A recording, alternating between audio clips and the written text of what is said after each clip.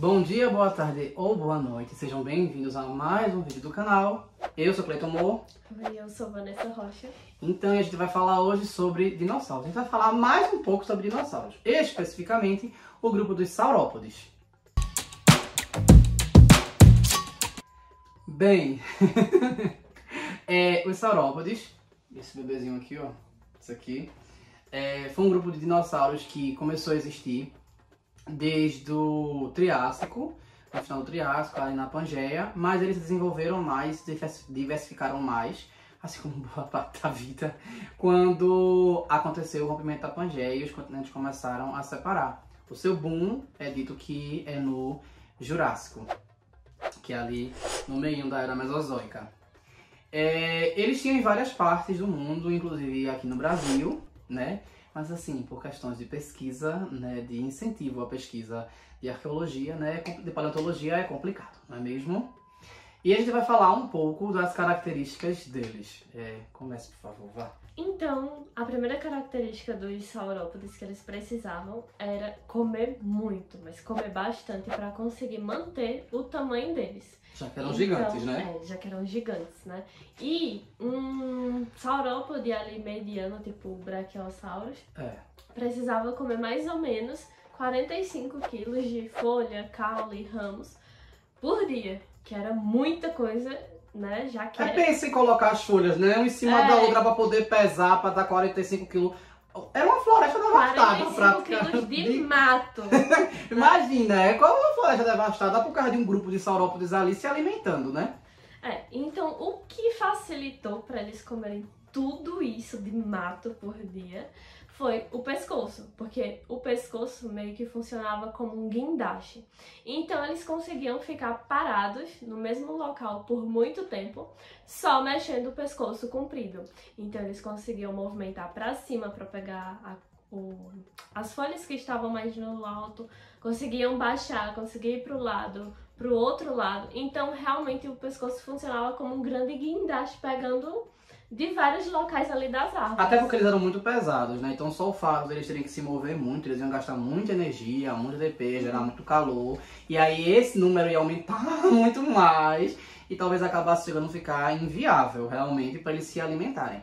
Alguns também, eles conseguiam até ficar meio que sob duas patas. Eles se levantavam um pouco para se apoiar, porque mesmo sendo enormes, teoricamente existiam árvores maiores ainda, então alguns deles se apoiavam um pouco usando o peso da cauda, né, como um contrapeso, para que se levantassem um pouco e pudessem alcançar ainda mais altos, mesmo eles tendo aqueles pescoços gigantescos e eles já sendo imensos, né?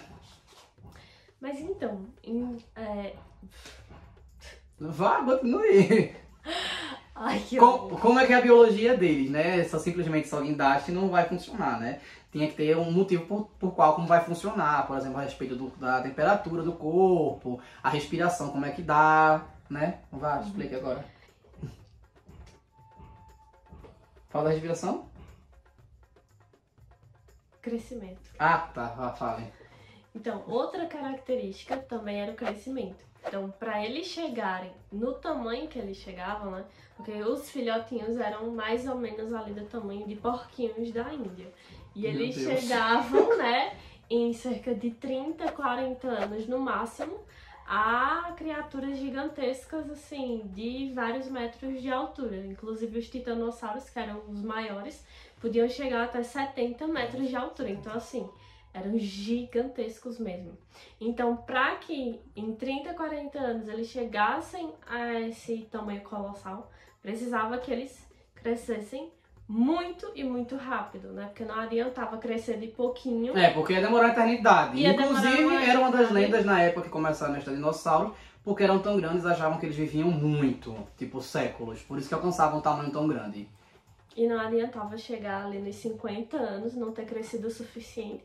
E aí, sei lá, morrer porque um raio caiu na cabeça, ou porque veio uma doença. Ou porque foi caçado, né? Quando tá pequeno, tá vulnerável, né? Quando tá grande, é mais difícil de abater, mas... Então, eles precisavam crescer muito rápido. E os dinossauros, eles já tinham meio que essas características desde os seus ancestrais, né? De ter esse crescimento muito rápido. Então, isso também favoreceu para que eles chegassem nos tamanhos colossais que eles chegaram. E também cresceu por muito tempo, não era só cresceu rápido, de repente eu vou sair de um negócio pequenininho ali, em 2, 3 anos, eu já tô um tamanho gigante. Não tem... A conversão aí tem que ser perfeita, maravilhosa, mais que perfeita, para poder encaixar, né? Eles passavam muito tempo crescendo, né? Uma característica que eles meio que herdaram do grupo dos répteis, né? E a parte do crescimento rápido das aves.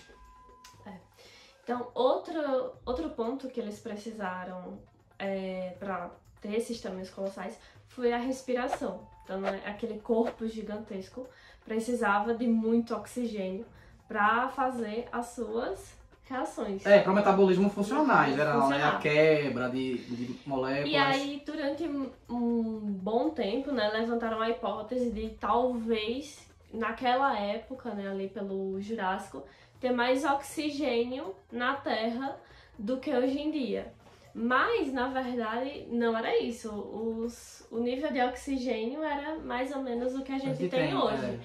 O que acontece é que eles realmente tinham uma forma de otimizar essa oxigenação do corpo deles, que era através dos sacos aéreos, que eram são lindos, parecem as tartaruguinhas, né? Que inclusive hoje as aves têm esses sacos aéreos, né? Que é um pulmão diferenciado. Parece a tartaruguinha, é muito lindo. Mas que eles meio que absorvem, esses sacos aéreos absorvem praticamente todo o oxigênio. É porque eles absorvem na hora que tá passando, eles passam pelo tubo, como é que diz, do pulmão, ele passa e vai enchendo os sacos. Naquele momento tem absorção e aí depois esvazia os sacos e volta pelo caminho e eles absorvem o oxigênio de novo. Então eles têm uma taxa de absorção muito grande, tanto no sentido de indo quanto de vindo. Aí eles absorvem dessa forma. E as aves, elas respiram assim e é um dos motivos de elas conseguirem voar. É uma das coisas que envolve, e as consequências disso, né, como por exemplo nos ossos, que é a parte agora dos saurópodes, né, que tinha os ossos leves também para aguentar o peso. Vai, explica essa parte, para não falar muito, vai. Então, para ter esse corpo gigantesco, né, para eles conseguirem se movimentar, eles precisavam ser muito grandes, ter um corpo muito resistente, mas ao mesmo tempo não serem muito pesados. Porque senão não ia ter energia suficiente para levantar eles, porque eles têm que afetar a gravidade, né? Exatamente, eles não iam conseguir sair do lugar.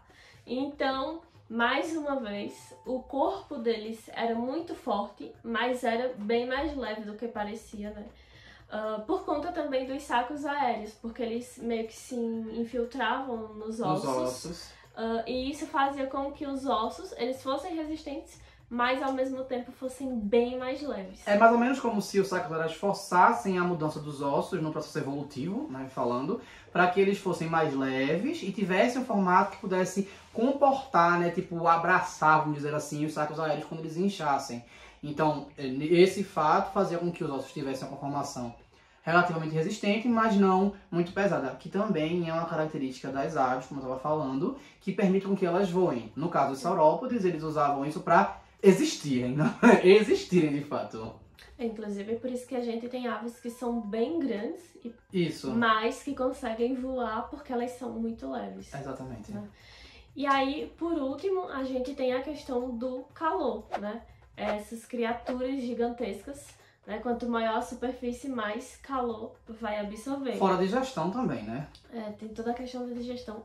Então, eles precisavam eliminar esse calor excessivo em um corpo muito grande. E mais uma vez isso era possível por conta dos sacos aéreos, que conseguiam resfriar como se fosse um grandíssimo sistema de resfriação, um grande ar-condicionado dentro daquele corpo gigantesco, que conseguia fazer com que esse calor fosse eliminado do corpo deles.